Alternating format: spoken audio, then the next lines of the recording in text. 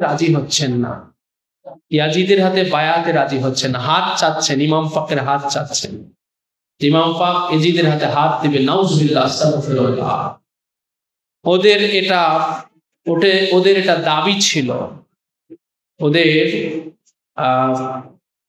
এটা দাবি ছিল, ইয়াজিদের এটা দাবি ছিল যে মৌলা হুসাইন ওদের বশ্যতা স্বীকার করবে, কিন্তু ইমাম পাকের পক্ষে তো সেটা কখনোই সম্ভব ছিল না।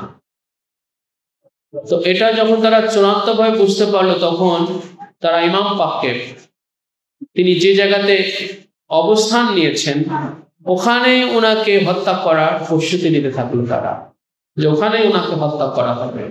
তো যেহেতু উনি হাত দিলেন না, ইয়াজিদের পক্ষ থেকে এই খবরও আসছে দামেস্ক থেকে, এই মূল মালাউনটা ইয়াজিদ ইবনে মুয়াবিয়া লানাতুল্লাহ আলাইহিমা, যে কিনা দামেস্কে অবস্থান করছিল, তখন সিরিয়ার যে রাজধানী দামেস্ক, সে দামেস্কে অবস্থান করছিল। এত দূর থেকে এই সব কিছু পরিচালনা করতেছে।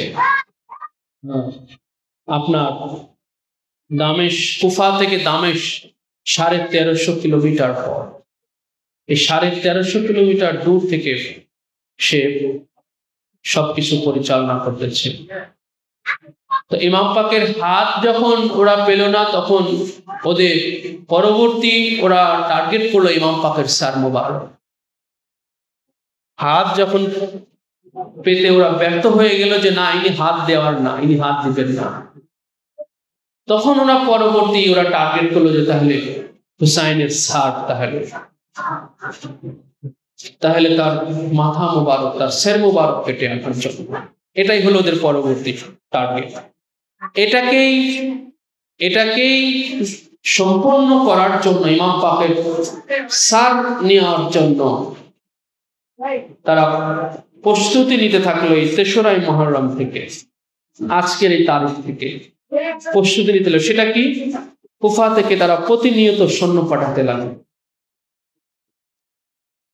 এই 3রা মুহররমে সর্বপ্রথম কুফা থেকে কারবালাতে সৈন্য পাঠানো হয়।